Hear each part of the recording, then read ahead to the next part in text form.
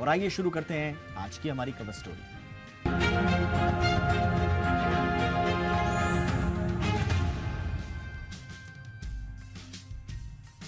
देश में ईवी यानी इलेक्ट्रिक व्हीकल का चलन तेजी से बढ़ रहा है। ईवी पर सरकार का भी बहुत ज्यादा फोकस है। ईवी को बढ़ावा देने के लिए सरकार सब्सिडी स्कीम्स तक चला रही है, लेकिन जापान के एक संगठन नीडो की मदद से आईआईटी कानपुर ने एक स्टडी की है। यह स्टडी ईवीज पर ही सवाल उठा रही है। इस स्टडी में कहा गया है कि पेट्रोल डीजल से भी ज्यादा, यानी कि जो कन्वेंशनल फ्यूल वाले व्हीकल हैं, उनसे ज्यादा ईवी पर्यावरण को नुकसान पहुंचा रही है। यही नहीं, दूसरे वाहनों के मुकाबले बैटरी इलेक्ट्रिक कार यानी कि बीईवीज में 15 से 50% ज्यादा ग्रीन हाउस गैसों का उत्सर्जन हो रहा है। आईआईटी कानपुर ने 3 कैटेगरीज में कारों की स्टडी की है।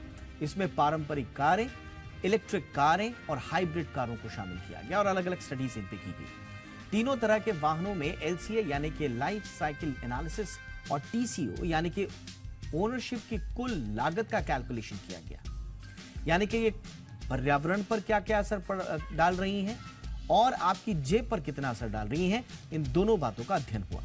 आईआईटी की स्टडी ने इस दावे को चुनौती दी है कि इलेक्ट्रिक कारें हाइब्रिड कारों और पारंपरिक आईसी यानी कि इंटरनल कंबंशन इंजन कारों की तुलना में पर्यावरण के ज्यादा अनुकूल है। जैसा कि हम सबको यही कहा गया है कि ये पर्यावरण के लिए सबसे ज्यादा सेफ हैं अगर तुलना करें कन्वेंशनल व्हीकल और कन्वेंशनल फ्यूल वाले व्हीकल से। पारंपरिक इंजन वाली कारें जो पेट्रोल और डीजल से चलती हैं, इलेक्ट्रिक कारें जिन्हें चलाने के लिए पूरी तरह से बैटरी का इस्तेमाल किया जाता है। बिजली से बैटरी चार्ज होती है और फिर बैटरी से कार चलती है। वहीं हाइब्रिड कारों में डीजल या पेट्रोल इंजन के साथ एक बैटरी पैक का इस्तेमाल भी किया जाता है जो इलेक्ट्रिक मोटर को पावर देता है। दोनों तरह की तकनीकों से कार को कंबाइंड पावर मिलती है। इसमें कार को कुछ दूरी तक फुल ईवी मोड पर भी चलाया जा सकता है। तो कुल मिला के तीनों ऑप्शंस हैं और तीनों तरह की कारें हैं। अब आईआईटी कानपुर की इंजन रिसर्च लैब की स्टडी की जो रिपोर्ट है उसके मुताबिक हाइब्रिड और पारंपरिक इंजन कारों की तुलना में इलेक्ट्रिक कारों के बनाने और उसमें इस्तेमाल होने वाले और साथ ही साथ स्क्रैपिंग में 15 से 50% ज्यादा ग्रीन हाउस गैस से निकल रही हैं।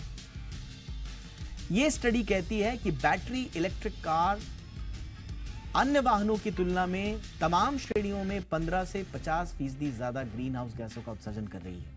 आईआईटी कानपुर की स्टडी में वाहनों का जो प्रति किलोमीटर एनालिसिस किया गया और इस पर पता चला कि ईवीज की कीमत मेंटेनेंस और इंश्योरेंस में भी 15 से 60% तक थोड़ा महंगाई देखी गई है, यानी कि ज्यादा महंगा है।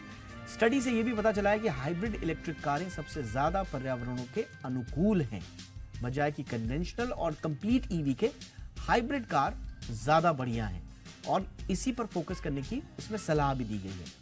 पारंपरिक इंजन वाली कारों की तुलना में हाइब्रिड कारों में प्रति लीटर 1.5 से 2 गुना माइलेज भी मिलता है। तो इस तरह की बहुत सारी दिलचस्प इसमें स्टडी में खुलासे किए गए हैं। सारे खुलासे हम आपको नहीं बताएंगे क्योंकि इस वक्त हमारे साथ खास मेहमान हैं जिनके नेतृत्व में ये स्टडी हुई है। उनसे हम थोड़ा और समझना चाहेंगे कि स्टडी में और क्या क्या डीप एनालिसिस किए गए हैं और ये जो मोटा मोटा बात निकलकर सामने आ रही है कि ईवी पर्यावरण के अनुकूल नहीं है, इसके पीछे की सच्चाई आखिर है क्या। बातचीत करने के लिए प्रोफेसर अविनाश के अग्रवाल इस वक्त हमारे साथ जुड़ चुके हैं आईआईटी कानपुर से। Professor Agarwal, good evening sir, बहुत बहुत स्वागत है आपका। नमस्कार।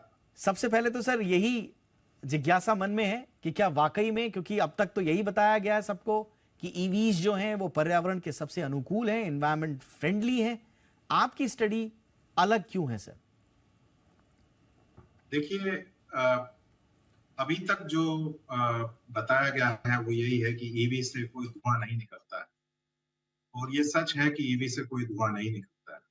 लेकिन जब आप किसी भी वाहन को या पावर ट्रेन ऑप्शन को एनवायरनमेंट के पॉइंट ऑफ व्यू से देखते हैं तो आपको उनकी लाइफ टाइम के ऊपर, यानी उनको बनाने में, उनको चलाने में और फिर उनको रिसाइकिल करने में कितना ग्रीन हाउस एमिशन है और वो कितने किलोमीटर चलेगी, वो सारा कैलकुलेट करके एवरेज 1 किलोमीटर पर कितना ग्रीन हाउस गैस एनवायरनमेंट में डाल रही है, उसका एनालिसिस करना होता है।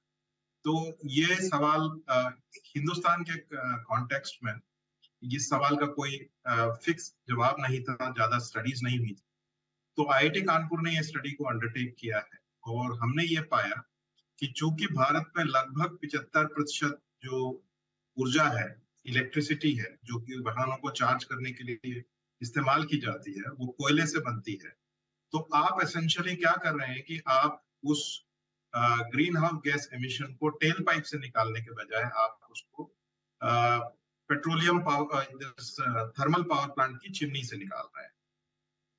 तो ये जब एनालिसिस अलग अलग कारों के लिए और अलग अलग देश के हिस्सों के लिए हमने किया, तो हमने ये पाया कि 15 से 50% ज्यादा ग्रीन हाउस गैस जो है वो बैटरी इलेक्ट्रिक व्हीकल में आईसी इंजन कार्स, पेट्रोल और डीजल कारों के मुकाबले में निकलती है। और जब हमने ये एनालिसिस हाइब्रिड इलेक्ट्रिक व्हीकल के लिए भी किया, तो हमने ये पाया कि हाइब्रिड इलेक्ट्रिक व्हीकल सबसे कम कार्बन डाइऑक्साइड का एमिशन कर रहा है। तो एनवायरमेंटल के सस्टेनेबिलिटी के पॉइंट ऑफ व्यू से जो हाइब्रिड कारें हैं वो सबसे उत्कृष्ट हैं। और अगर उसमें हम बायोफ्यूल्स का इस्तेमाल करते हैं हाइब्रिड कारों को चलाने के लिए, तो ये जो ग्रीन हाउस गैस एमिशंस का उत्सर्जन है वो और भी कम हो जाएगा। और जैसा कि आप लोगों को विदित है कि हमें 2070 में नेट जीरो करने का हमारा वादा है भारत को।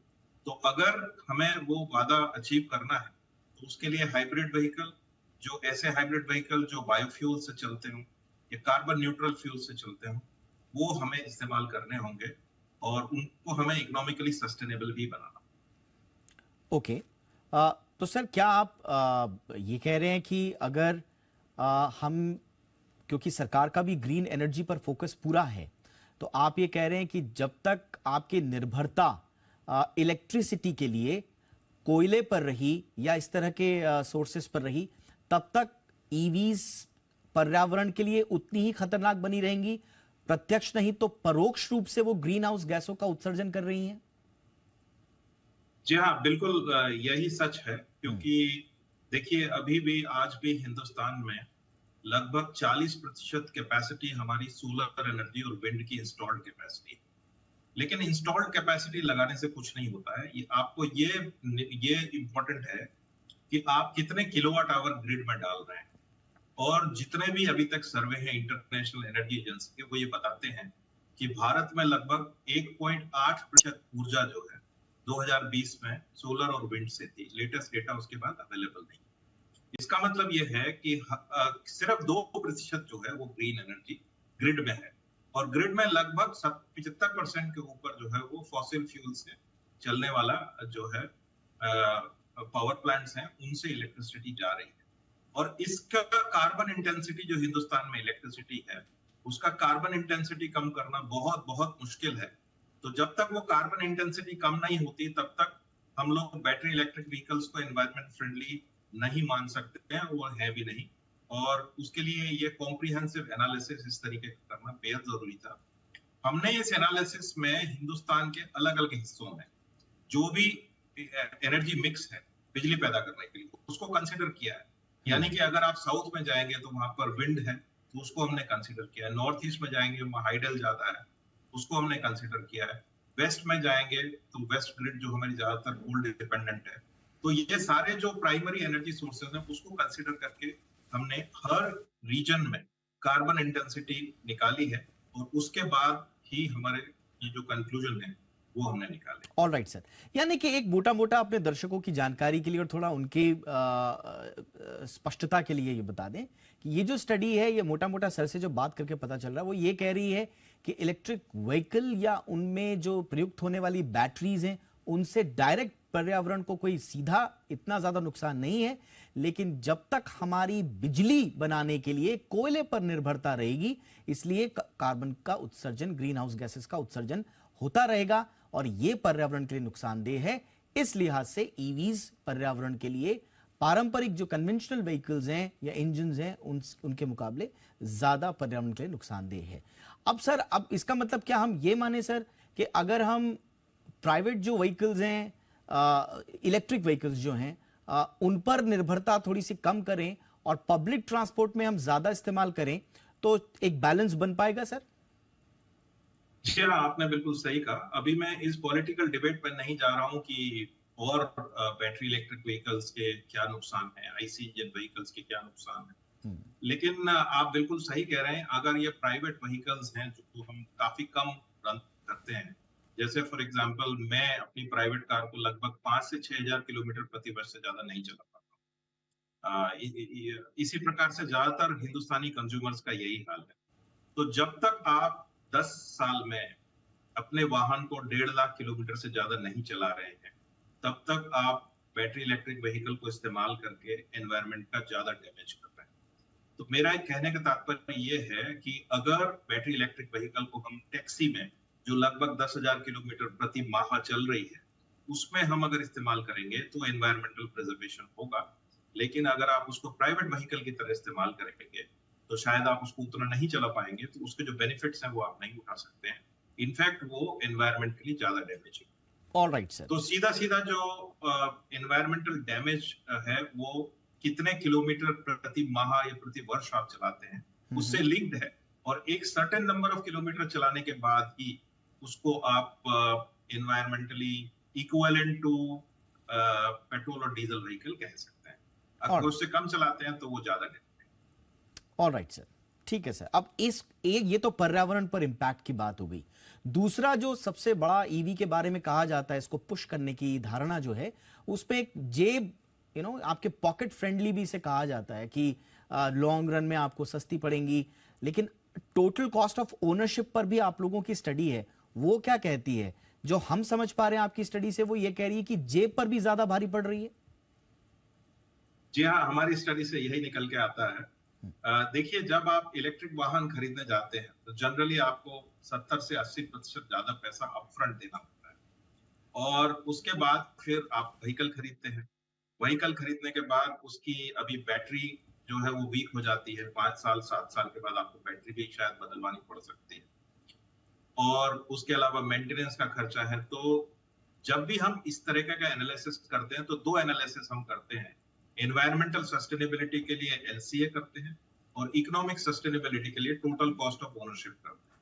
उसमें हम लोग upfront cost, insurance cost, fuel का खर्चा जब हम चलाते हैं, और उसके बाद जो स्क्रैपेज वैल्यू आपको मिलती है उसको हम कम करते हैं, और जितने भी और तरीके के fluids, lubricants, lubricating oil, coolant, जो भी आपको चाहिए होता है, टायर्स, ये सारी जो कॉस्ट है वो उसके अंदर इंक्लूड करके, जिस तरीके से एलसीए क्या है उसी तरीके से टीसीओ पर किलोमीटर हम निकालते हैं। यानी कि अगर आपका व्हीकल 10 साल में 1 लाख किलोमीटर चला है तो पर किलोमीटर कॉस्ट कितनी आएगी, और फिर हम उसको कंपेयर करते हैं। तो जब हमने ये स्टडी भारतीय वाहनों को लेकर के equivalent petrol, diesel and hybrid और आईसी इंजन व्हीकल्स को लेकर के किया, तो कॉन्ट्रेरी टू पॉपुलर परसेप्शन, हमने ये पाया कि बैटरी इलेक्ट्रिक व्हीकल की cost per kilometre IC engine vehicles के मुकाबले काफी ज्यादा है।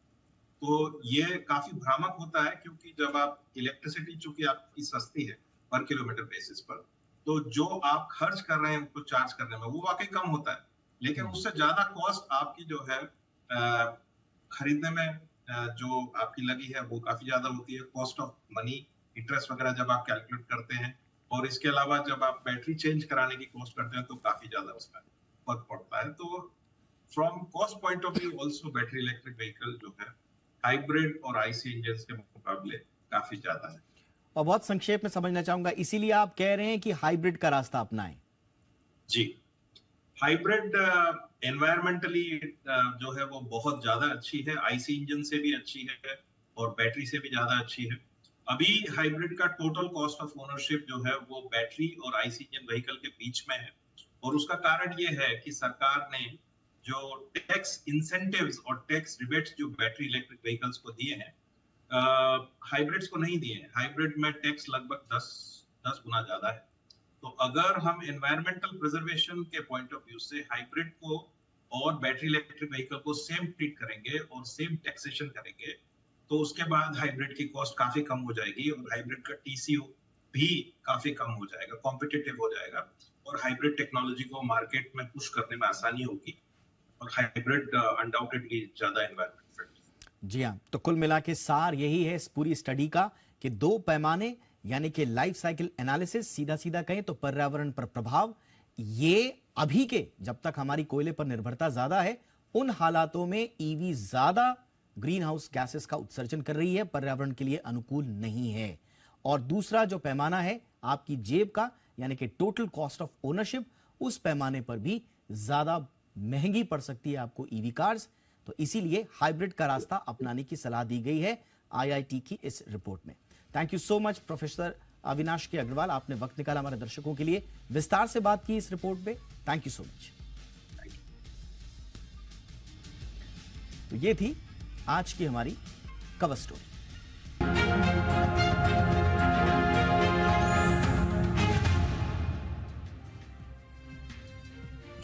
और आज की हमारी एक और कवर स्टोरी, डब्ल्यूएचओ की एक कोरोना से भी खतरनाक महामारी वाली चेतावनी की खबर क्या आप तक भी पहुंची है? यकीनन पहुंची होगी। जाहिर है आपके मन में भी एक डर बैठा होगा, बैठना लाजमी भी है। लेकिन बहुत कम लोग इस बात को समझ पा रहे हैं कि डब्ल्यूएचओ चीफ ने दरअसल किस बात की चेतावनी दी है। क्या वाकई में कोई बीमारी आने वाली है? क्या ये एक ऐसी बीमारी है जो सब कुछ खत्म कर देगी, कोरोना से भी तेजी से फैलेगी और कोरोना से भी ज्यादा मौतों के लिए जिम्मेदार होगी? क्या इससे चिंता हमें वाकई में करनी चाहिए? देखिए, इसकी सच्चाई हम आपको बताते हैं। देखिए, इस खबर और डब्ल्यूएचओ की चेतावनी में आधा सच है और आधा अतिरेक, यानी कि एग्जैजरेशन। यह बात सच है कि डब्ल्यूएचओ ने डिजीज एक्स को लेकर चेतावनी जारी की है और यह चेतावनी बहुत गंभीर भी है। लेकिन इसका यह मतलब नहीं है कि बहुत जल्दी कोई वायरस फैलने वाला है और सब खत्म हो जाएगा। दरअसल डिजीज एक्स, जो ये नाम दिया गया है, उस गुमनाम पैथोजन के लिए प्रयुक्त किया गया एक टर्म है जिसकी अभी तक मेडिकल साइंस ने खोज नहीं की है और जो इंसानों में संक्रमण का एक संभावित कारण बन पाए। लेकिन हां, डब्ल्यूएचओ ने पहले से मौजूद कुछ ऐसी बीमारियों की लिस्ट जारी की है जिसमें संभावित बदलावों से वो भविष्य में खतरनाक महामारी का रूप ले सकते हैं। डब्ल्यूएचओ का मकसद भविष्य की तैयारियों को लेकर है। डब्ल्यूएचओ ये कह रहा है कि हम बहुत सारे पैथोजेंस जो छिपे हुए हैं उनको नहीं जानते। हम नहीं जानते कि कोई वायरस, कोई फंगस या कोई बैक्टीरिया आगे चलकर किस तरह का रूप अख्तियार करेगा। इसलिए तैयारियों को लेकर अभी से सतर्क होना चाहिए, लेकिन पैनिक बिल्कुल भी नहीं करना है। करेंगे इस पर विस्तार से चर्चा खास मेहमानों के साथ, लेकिन पहले डिजीज एक्स को जरा समझ लीजिए।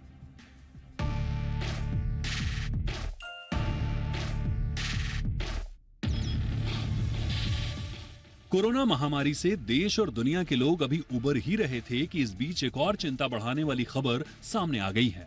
डब्ल्यूएचओ यानी वर्ल्ड हेल्थ ऑर्गेनाइजेशन ने दुनिया भर के लोगों को अलर्ट किया है कि जल्द ही दुनिया के सामने डिजीज एक्स के तौर पर एक और महामारी आ सकती है। यह महामारी कोरोना से भी कहीं ज्यादा खतरनाक हो सकती है।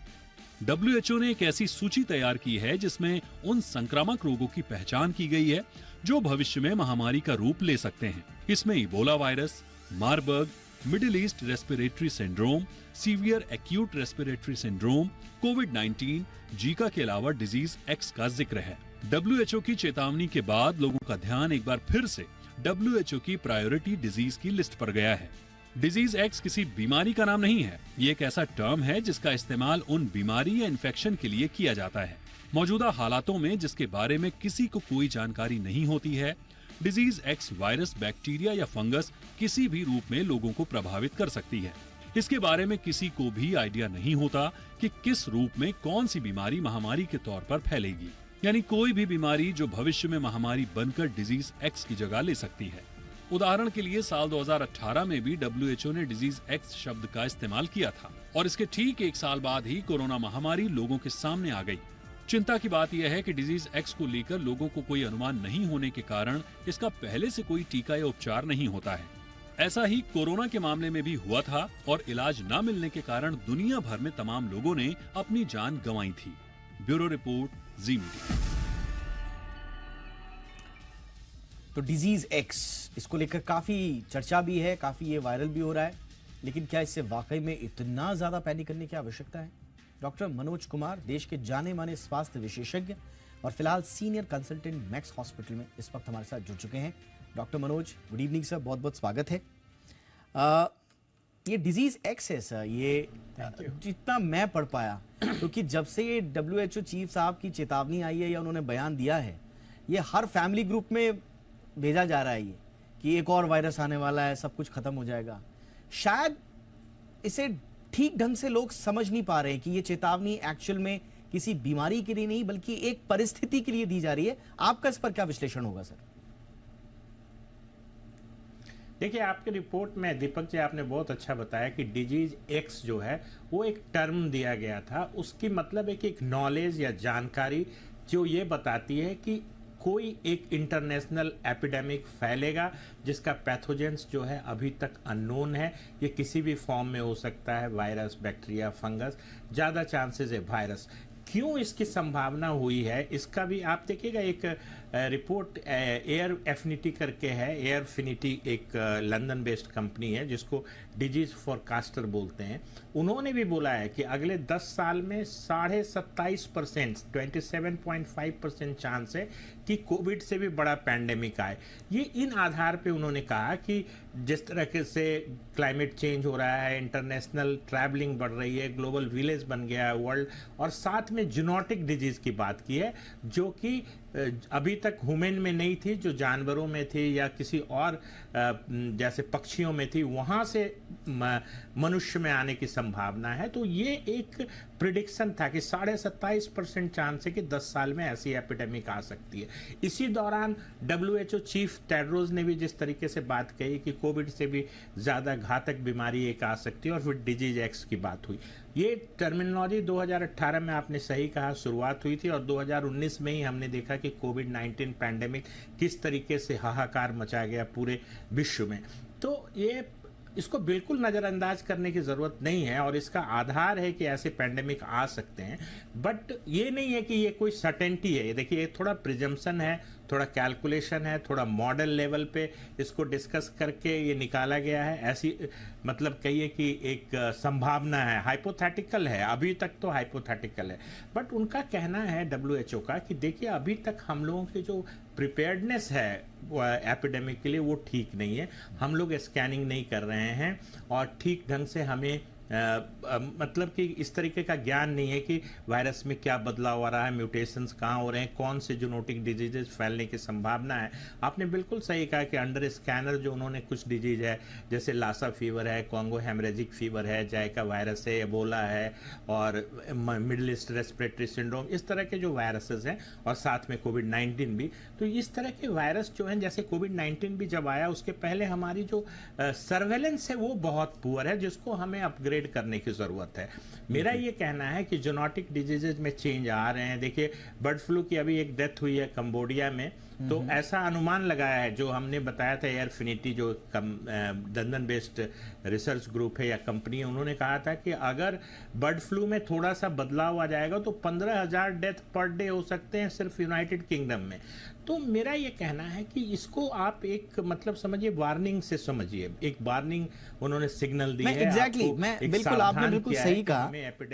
जी हाँ, तो ये जो वार्निंग है, ये मुझे लगता है कि WHO ने जो वार्निंग दी है ये संभवतः स्पेसिफिकली हमारी प्रिपेयर्डनेस को लेकर दी है, यानी कि तैयारियों को लेकर दी है। लेकिन आम लोग इसे इस तरह से समझ रहे हैं कि ये चेतावनी आम लोगों के लिए दे दी गई है कि अब सब कुछ खत्म होने वाला है। तो ये शायद ज्यादा सरकारों के लिए, स्वास्थ्य तंत्रों के लिए और उससे जुड़े हुए स्टेक होल्डर्स के लिए ज्यादा मैसेज है कि आप तैयारी रखें, भविष्य में क्या होगा ये कोई नहीं जानता।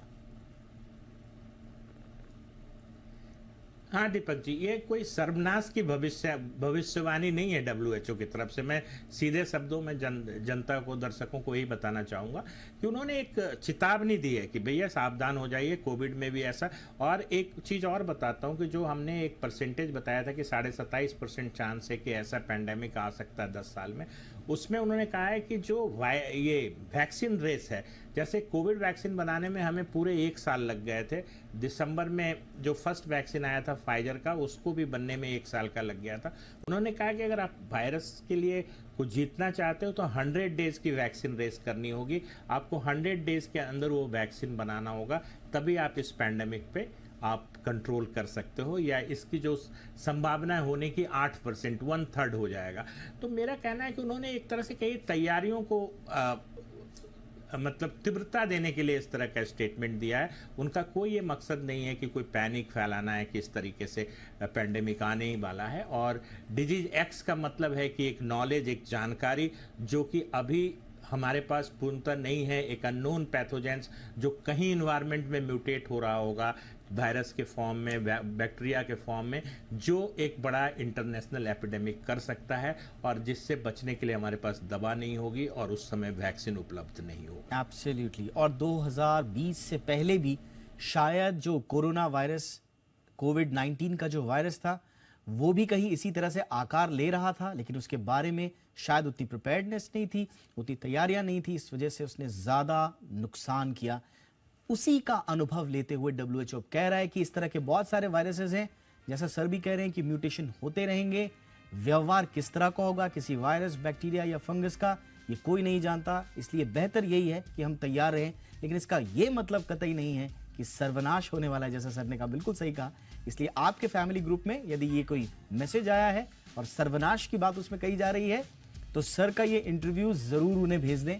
Thank you so much sir, आपने हमेशा की तरह बहुत ही आसान भाषा में हमारी जिज्ञासाओं को शांत किया। बहुत बहुत शुक्रिया सर।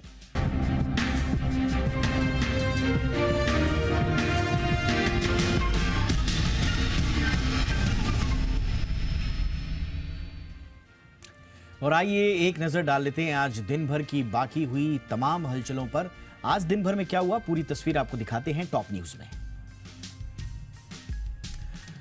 प्रधानमंत्री नरेंद्र मोदी रविवार यानी 28 मई को नए संसद भवन का उद्घाटन करने वाले हैं और इस बीच उद्घाटन को लेकर सियासी संग्राम भी जारी है। सेंगोल रिकॉर्ड के दस्तावेज अब सामने आए हैं। ये दस्तावेज देश की आजादी यानी कि 1947 के समय के हैं। कांग्रेस ने बीजेपी के दावे को सिरे से खारिज करते हुए कहा कि सेंगोल सत्ता सौंपने का प्रतीक नहीं है। इस बीच केंद्रीय मंत्री स्मृति ईरानी ने कांग्रेस पर बड़ा हमला बोला। स्मृति ईरानी ने कहा कि सेंगोल भारत की आजादी का प्रतीक है और कांग्रेस ने परंपरा का अपमान किया है। 28 मई को नई संसद के उद्घाटन पर 75 रुपए का स्मारक सिक्का भी जारी किया जाएगा। इसके एक तरफ अशोक स्तंभ छपा होगा और इसके अगल बगल में भारत और इंडिया लिखा होगा।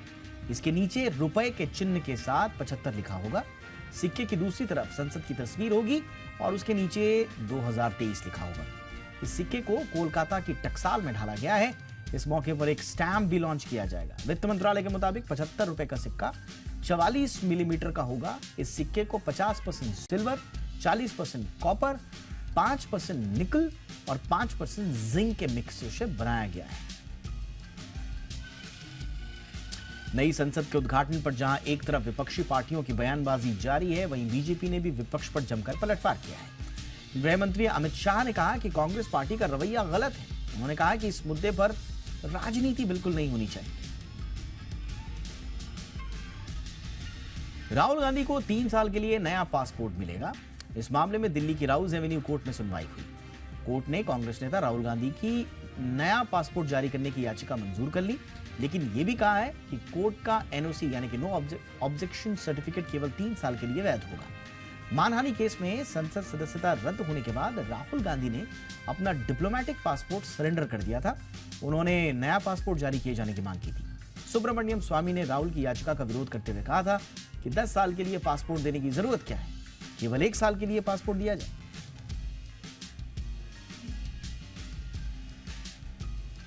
कर्नाटक सरकार के मंत्रिमंडल का विस्तार कल यानी शनिवार को किया जाएगा। एच.के. पाटिल, रहीम खान, वी. सुरेश समेत 20 नेता सरकार में मंत्री बन सकते हैं। राज्य मंत्रिमंडल विस्तार से पहले उप मुख्यमंत्री डी.के. शिव कुमार ने दिल्ली में कांग्रेस के पूर्व अध्यक्ष राहुल गांधी और सोनिया गांधी से मुलाकात भी की। मीडिया ने जब उनसे जानना चाहा कि मुलाकात कैसी हुई, तो शिव कुमार ने कहा अच्छी रही। कर्नाटक ने 224 सदस्यीय विधानसभा के लिए 10 मई को हुए चुनाव में कांग्रेस ने शानदार जीत हासिल करते हुए 135 सीटें अपने नाम की हैं। बीजेपी को सिर्फ 66 और जनता दल सेक्युलर को 19 सीटें ही मिली। उत्तर प्रदेश के शाही ईदगाह और कृष्ण जन्मभूमि विवाद के सभी मामलों की सुनवाई अब इलाहाबाद हाईकोर्ट करेगा। यह आदेश न्यायमूर्ति अरविंद कुमार मिश्रा ने भगवान श्री कृष्ण विराजमान की याचिका पर सुनवाई करते हुए दिया है। कोर्ट ने निचली अदालत से सभी 7 मुकदमों की पत्रावली तलब कर ली है। इसके साथ ही अपर महाधिवक्ता मनीष गोयल को केसों की पैरवी के लिए न्याय मित्र नियुक्त किया गया है। सुप्रीम कोर्ट ने दिल्ली के पूर्व स्वास्थ्य मंत्री सत्येंद्र जैन को 6 हफ्तों की जमानत दी। 11 जुलाई तक उन्हें कोर्ट से अंतरिम राहत मिली है। 10 जून को उन्हें दोबारा कोर्ट में पेश होना है। सुनवाई के दौरान कोर्ट ने कहा कि जैन की सेहत को देखते हुए उन्हें छोड़ा जाए। इस दौरान वो दिल्ली से बाहर नहीं जाएंगे। सुप्रीम कोर्ट ने कहा कि सत्येंद्र जैन को प्राइवेट अस्पताल में इलाज कराने की इजाजत दी जाती है। इस दौरान जैन किसी भी गवाह को प्रभावित नहीं करेंगे। कोर्ट ने यह भी कहा कि बेल के दौरान जो भी इलाज किया जा रहा है उसके दस्तावेज अदालत के सामने पेश किए जाएंगे। पश्चिम बंगाल के शिक्षक भर्ती घोटाला केस में टीएमसी सांसद अभिषेक बनर्जी को सुप्रीम कोर्ट से राहत नहीं मिली है। कोर्ट ने मामले में ईडी और सीबीआई की जांच पर रोक लगाने से इनकार कर दिया। वहीं कोलकाता हाई कोर्ट के 25 लाख के जुर्माने के फैसले पर रोक लगा दी गई। कोलकाता हाई कोर्ट ने 18 मई को जांच एजेंसियों को बनर्जी से पूछताछ की अनुमति दी थी।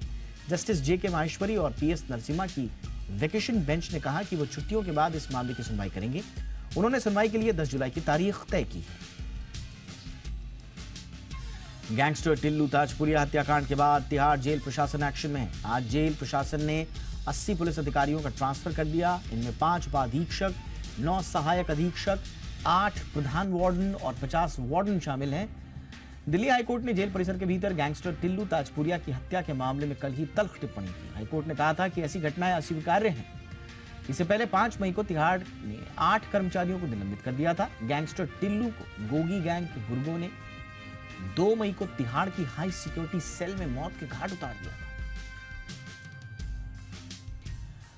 मौसम विभाग ने मानसून का दूसरा पूर्वानुमान आज जारी किया है। इसके मुताबिक अल नीनो कंडीशन के बावजूद इस साल मानसून सामान्य रहेगा। इसके 1 जून से पहले केरल पहुंचने की संभावना नहीं है। मौसम विभाग का अनुमान है कि मानसून 4 जून को केरल के तटों से टकराएगा। विभाग के मुताबिक जून में औसत का 92% बारिश होगी, यानी कम बारिश होगी। आईएमडी के मुताबिक एलपीए यानी कि लॉन्ग पीरियड एवरेज में 96% से 104% बारिश की उम्मीद है। अभी के लिहाज से देखा जाए तो उत्तर पश्चिम भारत में सामान्य से कम बारिश की उम्मीद है। इस दौरान एलपीए 92% रहने के आसार हैं। आईएमडी ने कहा कि मॉनसून आगे बढ़ने के लिए स्थिति अनुकूल है।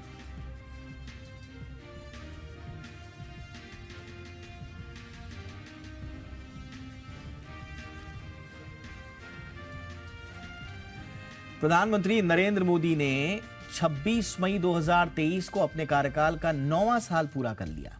इस दौरान नोटबंदी, जीएसटी समेत कई अहम इवेंट्स हुए। साथ ही कोरोना महामारी का दौर भी झेला। इस दौरान बाजार बुरी तरह से प्रभावित रहे, लेकिन जल्द ही बाजार ने रफ्तार पकड़ी और निवेशकों को 28 लाख करोड़ का फायदा हुआ। यही नहीं, निफ्टी 2.5 गुना बढ़ा। बाजार को लेकर मोदी सरकार के 9 साल कैसे रहे, देखिए इस रिपोर्ट में। प्रधानमंत्री नरेंद्र मोदी ने 26 मई 2023 को अपने कार्यकाल का 9वां साल पूरा किया। इस दौरान नोटबंदी, जीएसटी समेत कई अहम इवेंट्स हुए। साथ ही साथ कोरोना महामारी का भी दौर रहा, जिसने देश ही नहीं दुनिया भर की आर्थिक स्थिति को झकझोर दिया था। लेकिन मोदी काल में शेयर बाजार ने नई ऊंचाई को छुआ। निफ्टी 2.5 गुना बढ़ा तो लिस्टेड कंपनियों का कुल मार्केट करीब 28 लाख करोड़ रुपए का बढ़ा। शेयर बाजार में 9 साल की अवधि में बाजार की रिकॉर्ड तेजी में कई ट्रिगर्स रहे, जिसमें विदेशी निवेशकों की अहम भूमिका भी शामिल रही। बाजार में 2014 से 2023 तक की अवधि में एफआईआईज यानी विदेशी संस्थागत निवेशकों ने 49 अरब डॉलर से ज्यादा का निवेश किया है। खास बात यह है कि 9 में से 2 साल ही ऐसे रहे जब फॉरेन इन्वेस्टर्स नेट सेलर रहे, जबकि घरेलू संस्थागत निवेशकों यानी डीआईआईज ने 9 में से 8 सालों में खरीदारी की। डिपॉजिटरी आंकड़ों के मुताबिक घरेलू निवेशकों ने 9 साल में बाजार में 7 लाख करोड़ रुपए का निवेश किया है। केवल 2020 में नेट सेलर रहे, जो कि कोरोना महामारी का साल रहा था। मोदी कार्यकाल में देश की इकोनॉमी में भी जबरदस्त ग्रोथ देखने को मिली। भारत अब दुनिया की 5वीं सबसे बड़ी इकोनॉमी बन गई है। आर्थिक ग्रोथ की रफ्तार कोरोना महामारी के दौरान भी नहीं थमी। महामारी काल के समय भारत सबसे तेजी से बढ़ने वाली इकोनॉमी था। महामारी के बाद आरबीआई पॉलिसी और सरकारी ऐलानों से इकोनॉमी को सपोर्ट मिला, जिससे ये रिकवरी की पटरी पर वापस लौटी। आलम ये रहा कि निफ्टी की वैल्यू पहले लॉकडाउन से दिसंबर 2022 तक डबल हो गई। इस दौरान फाइनेंशियल और आईटी सेक्टर में जबरदस्त ग्रोथ देखने को मिली। 9 साल में निफ्टी आईटी इंडेक्स और फाइनेंशियल इंडेक्स 200% से ज्यादा चढ़े। इसी तरह बैंकिंग और एफएमसीजी सेक्टर में भी तूफानी तेजी देखने को मिली। बाजार आगे 2024 में होने वाले आम चुनाव पर नजरें टिकाए हुए है, जिसमें केवल 10 महीने ही बचे हुए हैं। ऐसे में बाजार को उम्मीद है कि प्रधानमंत्री नरेंद्र मोदी अपना तीसरा कार्यकाल भी पूरा करेंगे। ब्यूरो रिपोर्ट, जी मीडिया। मोदी सरकार के 9 साल पूरे होने पर बीजेपी महासंपर्क अभियान चला रही है। पार्टी ने 30 मई से 30 जून तक 1 महीने का महासंपर्क अभियान चलाने का फैसला लिया है। केंद्र की सत्ता में मोदी सरकार ने 9 साल पूरे कर लिए हैं और 9 साल के इस कार्यकाल को बीजेपी महासंपर्क अभियान के तौर पर मनाने जा रही है। इस अभियान को सफल बनाने की जिम्मेदारी केंद्रीय मंत्रियों को दी गई है। हर केंद्रीय मंत्री को 4 लोकसभा सीटों की जिम्मेदारी दी गई है। हर मंत्री को ऐसे सभी लोकसभा सीटों पर 2 दिन गुजारने का निर्देश दिया गया है। इस तरह इस 1 महीने में ये मंत्री 8 दिनों तक अलग अलग लोकसभा सीटों पर रहेंगे। इसके अलावा पार्टी नेताओं और सांसदों को भी जिम्मेदारी दी गई है। गौरतलब है कि ये वही 160 लोकसभा सीटें हैं जहां बीजेपी कमजोर है। बीजेपी की रणनीति है कि इन कमजोर सीटों पर मोदी सरकार के 9 साल के मौके पर जनसंपर्क बढ़ाया जाए। वहीं कांग्रेस ने मोदी सरकार के 9 साल पूरे होने पर बीजेपी पर तंज किया। कांग्रेस ने ट्वीट कर लिखा, आज मोदी सरकार को 9 साल हो गए। ये नाकामी के 9 साल हैं, देश की बदहाली के 9 साल हैं। इन 9 सालों में लोगों को महंगाई, बेरोजगारी और तानाशाही फैसलों की मार झेलनी पड़ी है। जुमलों के दम पर सत्ता में आई मोदी सरकार ने अपना एक भी वादा पूरा नहीं किया, बस तारीख पर तारीख देते रहे। नए संसद भवन का राष्ट्रपति से उद्घाटन कराने वाली याचिका को सुप्रीम कोर्ट ने खारिज कर दिया है। कोर्ट ने याचिका सुनने से इनकार कर दिया। सुप्रीम कोर्ट ने कहा कि याचिका सुनने लायक ही नहीं है, साथ ही याचिकाकर्ता को फटकार भी लगाई। नए संसद भवन के उद्घाटन वाली याचिका सुप्रीम कोर्ट ने खारिज कर दी है। सुप्रीम कोर्ट ने याचिका सुनने से इनकार कर दिया है। सुप्रीम कोर्ट ने कहा कि याचिका सुनने के लायक नहीं है। याचिका में राष्ट्रपति को उद्घाटन कार्यक्रम में शामिल करने का अनुरोध किया गया था। मामले की सुनवाई करते हुए सुप्रीम कोर्ट ने कहा कि हमें पता है कि ये याचिका क्यों दाखिल की गई है। कोर्ट ने साफ कहा कि ऐसी याचिकाओं को देखना सुप्रीम कोर्ट का काम नहीं है। हम ऐसी याचिका दायर करने पर जुर्माना लगा सकते हैं। गनीमत है कि हम आप पर जुर्माना नहीं लगा रहे हैं। कोर्ट ने पूछा कि इस जनहित याचिका में क्या जनहित है। शीर्ष अदालत के इस सवाल पर याचिकाकर्ता कोई ठोस जवाब नहीं दे पाए। इस तरह नई संसद के उद्घाटन विवाद से जुड़ी याचिका को याचिकाकर्ता ने वापस ले लिया। जून सीरीज की शानदार शुरुआत हुई है। कारोबार के अंत में सेंसेक्स 600 अंकों से ज्यादा उछलकर 62,500 के ऊपर बंद हुआ। वहीं निफ्टी करीब 1.25 अंक चढ़कर 18,499 के लेवल पर क्लोज हुआ।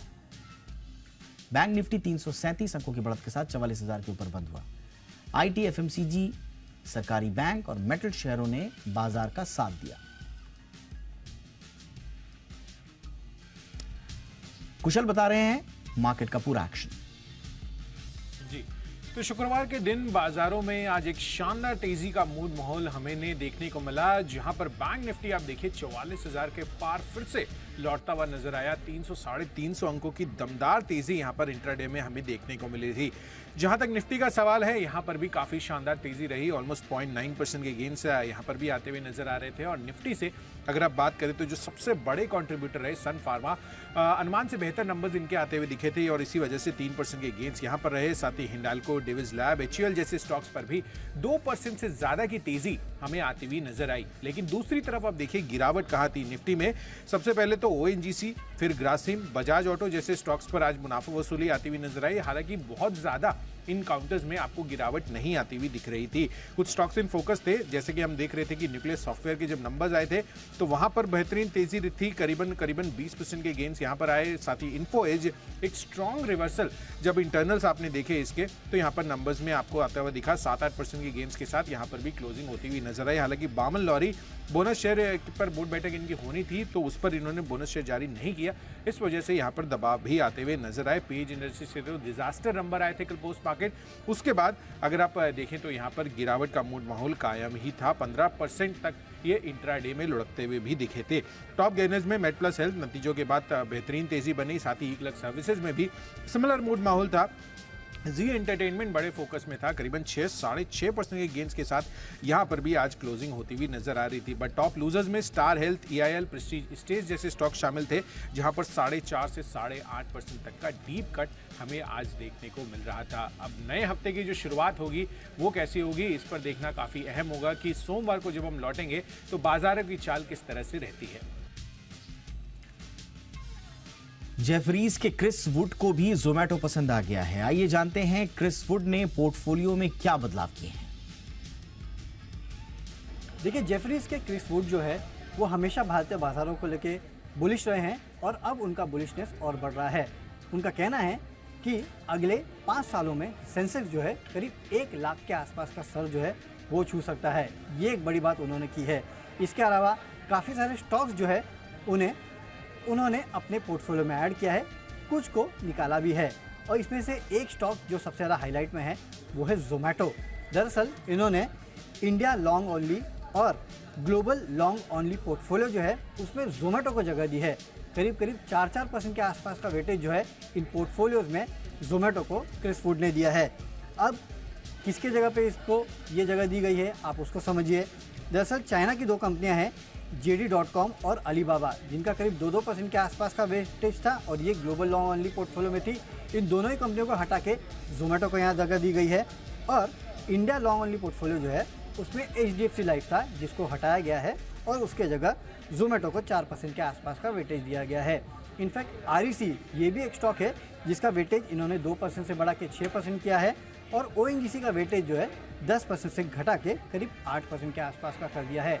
इनफैक्ट भारतीय बाजारों पे ये इतने बुलिश है कि अपने जो ग्लोबल इंडाइसेस है उसमें इंडिया लॉन्ग ओनली पोर्टफोलियो जो है उसका वेटेज जो है उन्होंने 1% से बढ़ा दिया है। कुछ दिनों पहले भी इन्होंने काफ़ी सारे स्टॉक्स हैं जिनको अपने इंडिया लॉन्ग ओनली पोर्टफोलियो में शामिल किया था, जिसमें axis bank, ICICI bank, Reliance, Godrej properties, HDFC bank, Zomato, Maruti जैसे काउंटर्स शामिल थे। और इन सब का वेट अगर आप देखेंगे तो करीब 4 से 5% के आसपास का है। कुल मिला के अगर आप देखेंगे तो इंडिया लॉन्ग ओनली पोर्टफोलियो में करीब 18 स्टॉक्स है जो कि इनके लिस्ट में शामिल है। और जो नया एडिशन है वो दरअसल जोमेटो है, जिस पे सबसे ज़्यादा बुलिश हो रहे हैं। इंडिया लॉन्ग ओनली और ग्लोबल लॉन्ग ओनली में करीब 4% के आसपास का वेटेज जो है इन्होंने जोमेटो को दिया है। और भारतीय बाजारों पे तो ये लगातार बुलिश थे ही। सेंसेक्स पे इनका लक्ष्य जो है वो अब 1 लाख का है अगले 5 सालों में। कैपिटल मार्केट रेगुलेटर सेबी जल्द ही कंपनियों के लिए मटीरियलिटी तय करने के नए पैमाने वाला सर्कुलर जारी करेगा। सेबी के whole time board member SK Mohanty ने फिक्की के CFO कॉन्फ्रेंस में इसकी जानकारी दी है। प्रस्ताव को सेबी बोर्ड से मार्च में मंजूरी मिली थी। मोहंती के मुताबिक निवेशकों के प्रति CFOs की बड़ी जिम्मेदारी होती है। CFO ये तय करने में अहम भूमिका निभाते हैं कि क्या चीजें डिस्क्लोजर के लिहाज से अहम हैं।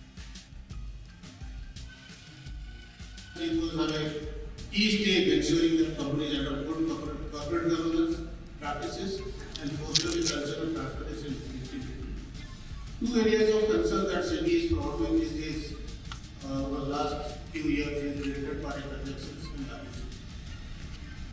RPD Europe has become very famous. Recently, everybody is talking about RPD, because this is a really bothersome issue and everybody should be aware. और आइए देखते हैं इस हफ्ते का टेक टॉप 10।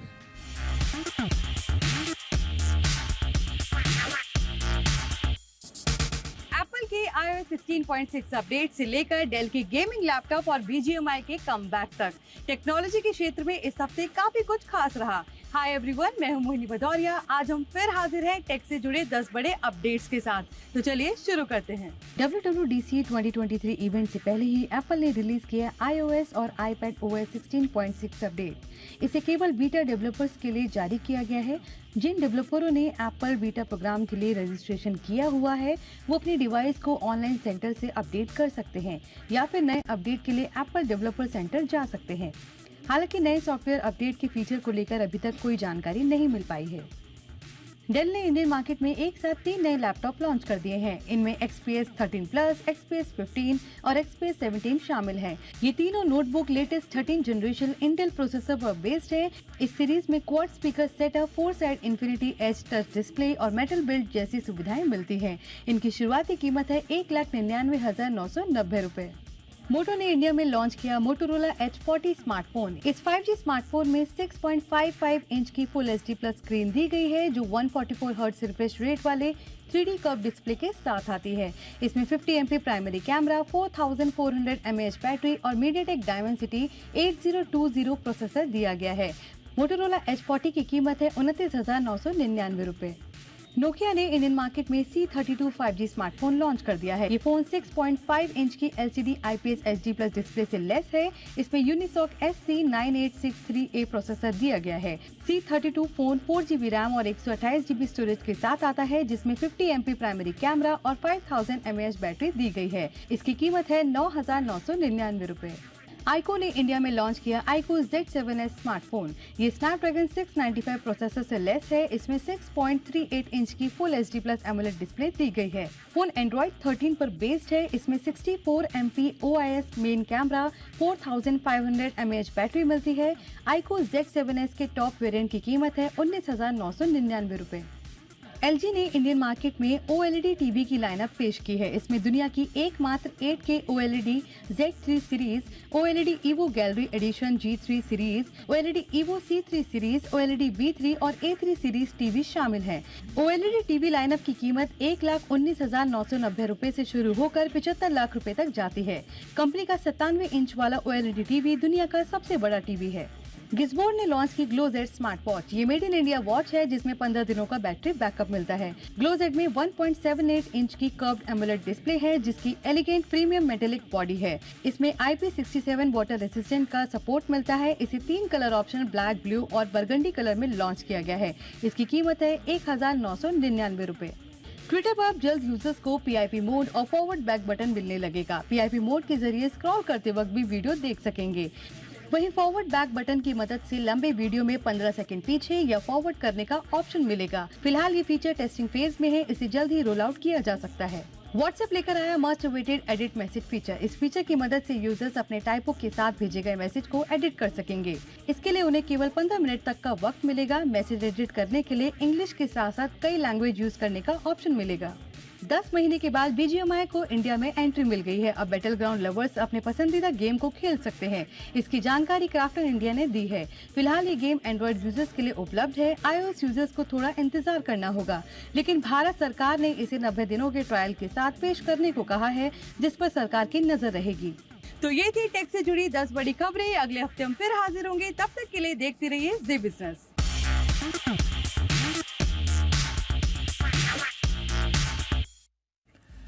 मध्य प्रदेश से एक बड़ी दिलचस्प खबर आई है। यहां पर एक फूड इंस्पेक्टर का फोन पानी में गिर गया और इस फोन को निकालने के लिए इन इंस्पेक्टर साहब ने बांध का लाखों लीटर पानी ही बहा दिया। देखिए इस रिपोर्ट को। चिलचिलाती गर्मी में जहां एक तरफ लोग पानी के लिए परेशान हो रहे हैं, तो वहीं दूसरी तरफ छत्तीसगढ़ के अंतागढ़ में एक फूड इंस्पेक्टर ने नहर में गिरे मोबाइल को निकालने के लिए लाखों लीटर पानी को बर्बाद कर दिया।